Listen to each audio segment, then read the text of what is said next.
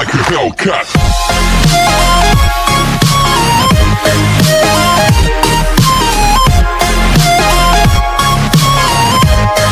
Part 2 की starting में लिन जो कि माई की डायरी को हर जगह ढूंढ रहा था कि तभी उसके पास माई की कॉल आई, जिसे देख वो काफ़ी ज़्यादा खुश हो जाता है एंड पूछता है कि क्या अब मैं तुम्हें याद हूँ। कि तभी माई भी वहाँ आ जाती है, ये बताते हुए कि मेरे मोबाइल में तुम्हारा नंबर सेव था इसलिए मैंने तुम्हें कॉल की। तो फिर तब लिन बताता है कि मैं यहाँ तुम्हारी डायरी ढूंढ रहा हूँ, देखना जैसे ही वो तुम्हें मिलेगी वैसे ही तुम्हें सब याद आ जाएगा कि हम लोग तुम्हारे दोस्त हैं। तो इस पर माई पूछती है कि तुम आखिर क्यों ये सब कर रहे हो, यानी मुझे नहीं जानना कि तुम लोग कौन हो, और अगर मैं जान भी गई तो तब भी मुझे फ़र्क नहीं पड़ता क्योंकि मैं यहाँ स्टडी करने आई हूँ ना कि दोस्ती निभाने, इसलिए प्लीज़ मेरा टाइम वेस्ट मत करो और मुझे अकेला छोड़ दो। लिन बोलता है अगर तुम ये सब अपनी स्टडी के लिए कह रही हो तो ठीक है, मैं तुम्हें परेशान नहीं करूँगा क्योंकि अब तुम्हारी वजह से मैं भी स्टडी करने लगा हूँ और पूरी मेहनत करके उसी कॉलेज में एडमिशन लेना चाहता हूँ जिसमें तुम लोगी,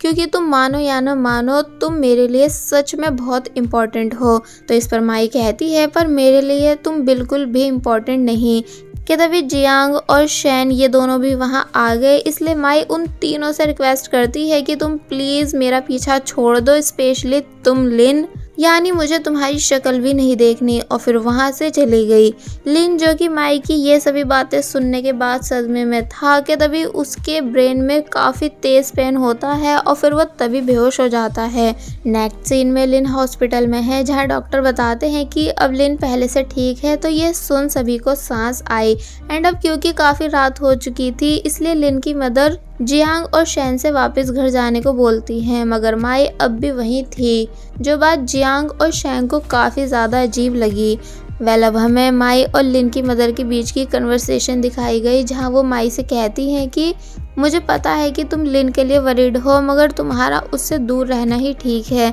क्योंकि बीच में एक बार फिर लिन की तबीयत बिगड़ गई थी जिस वजह से वो एग्ज़ाम नहीं दे पाया और फेल हो गया, मगर अब धीरे धीरे उसने फिर से स्टडी पे फोकस देना शुरू किया है, इसलिए मैं तुमसे रिक्वेस्ट करती हूँ कि तुम प्लीज़ उससे दूर रहो। तो ये सुन माई इस बात के लिए मान जाती है और फिर घर आकर कहती है कि मुझे माफ़ करना लिन, क्योंकि मैं तुम तीनों से ही झूठ बोल रही हूँ, एक्चुअली मैं किसी की भी दोस्ती के लायक ही नहीं। और फिर यहाँ से स्टोरी पास्ट में गई जहाँ हम देखते हैं कि जब माई अपने पुराने स्कूल में क्लास स्किप कर रही थी तो तब उसे स्टोर रूम में अपनी क्लासमेट मिली जिसका नाम लिली है एंड ये भी क्लास स्किप करके यहाँ आई थी, इसलिए ये दोनों दोस्त बन जाती हैं। और जब बातें कर ही रही थी कि तभी एक बॉल विंडो तोड़ती हुई अंदर आई। एक्चुअली ये बॉल लिन की है जो कि फिर उन दोनों के साथ डील करता है कि वो किसी को नहीं बताएगा कि माई और लिली क्लास स्किप करके यहाँ आई थी और वो दोनों ये बात छुपाएंगी कि लिन ने विंडो तोड़ी।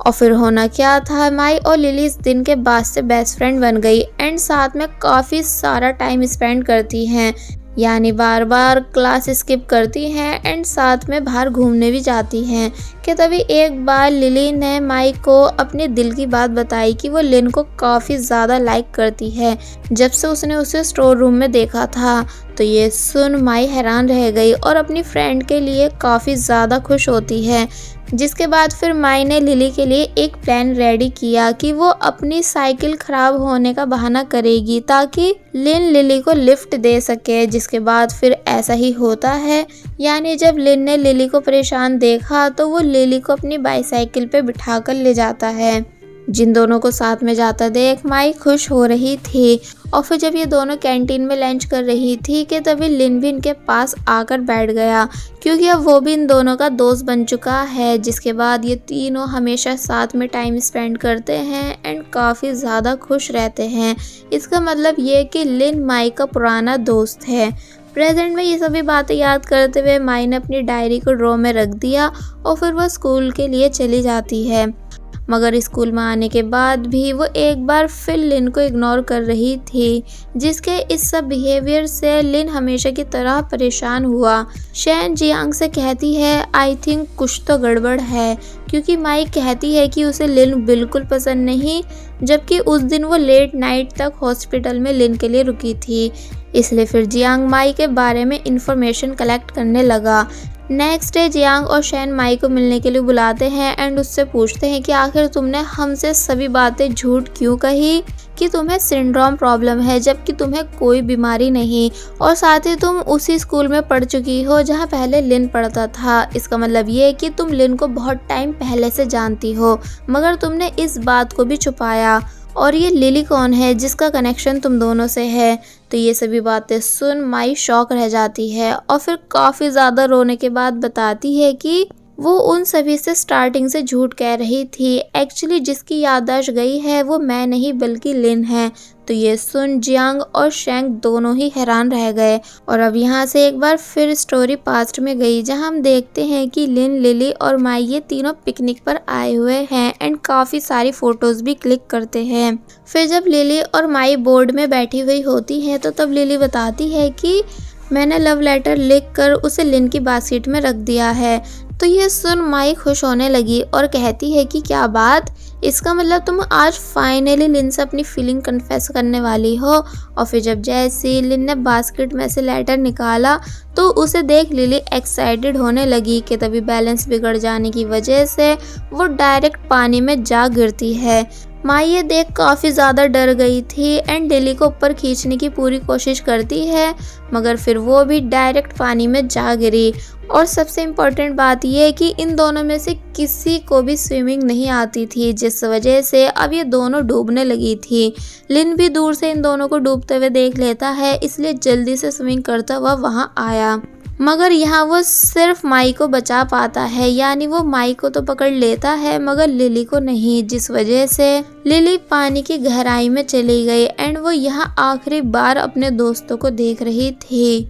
लिन माई को ऊपर लेकर आता है और जब लिली के लिए नीचे जा रहा था कि तभी बोर्ड के लग जाने की वजह से उसके सर से खून निकलने लगा, मगर वो तब भी रुकता नहीं और लिली को लेने नीचे जाता है। बट लिली कहीं भी नहीं दिख रही थी क्योंकि वो पानी की बहुत गहराई में जा चुकी है। और अब क्योंकि लिन के भी सर से खून बह रहा था इसलिए वो तभी वहाँ बेहोश हो जाता है। नेक्स्ट सीन में हमें दिखाया गया कि लिली की डेथ हो चुकी है एंड लिन कोमा में है, जिस वजह से लिन के पेरेंट्स सभी चीज़ों का गुनहगार माई को मानने लगे कि ऐसा कैसे हो सकता है कि लिली मर गई और तुम बच गई, जिस वजह से माई और भी ज़्यादा रोती है। और वहीं लिन जो कि कोमा में था वो काफ़ी दिनों के बाद होश में आया और अब क्योंकि उसके सर पे चोट लगी थी इसलिए वो अपनी सारी याददाश्त भूल जाता है। यानी वो माई और लिली को बिल्कुल भूल चुका था। लिन की मदर माई से रिक्वेस्ट करती है कि तुम प्लीज़ लिन से दूर रहना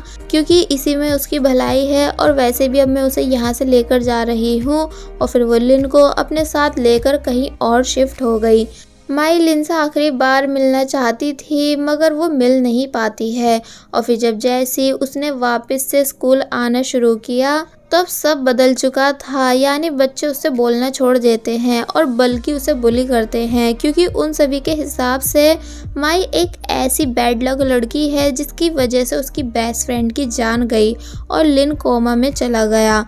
यहाँ तक कि अगर माई नए दोस्त बनाने की कोशिश कर रही थी तो तब भी उससे कोई नहीं बोलता, बल्कि सब बस उसे टॉर्चर ही करते हैं, जिस वजह से वो अपने एग्ज़ाम पर फोकस नहीं दे पाती है और फेल हो जाती है। माई की मदर माई के लिए वरिड थी, इसलिए उन्होंने माई को अपनी सिस्टर के घर भेजने का डिसाइड किया ताकि दूसरे शहर में माई अपने एग्ज़ाम पर फोकस दे सके। मगर जब जैसी वो अपने न्यू स्कूल आई तो वहाँ लिन को देख काफ़ी बुरी तरह शॉक रह गई, इसलिए तभी वो उस दिन लिन को घूर रही थी, ये चेक करने के लिए कि लिन उसे पहचानता भी है कि नहीं। और फिर जब लिन ने उसे नहीं पहचाना तो वो समझ जाती है कि लिन की याददाश्त अभी तक वापस नहीं आई। प्रेजेंट में ये पूरी स्टोरी सुनने के बाद माई बताती है इसलिए मैं लिन से दोस्ती नहीं करना चाहती थी और इसलिए मैंने तुम लोगों से भी झूठ कहा कि मैं अपने दोस्तों को भूल जाती हूँ ताकि लिन मुझसे दूर रहे, मगर वो तब भी माना नहीं और मुझे फोर्स करता रहा कि मैं उससे दोस्ती करूँ।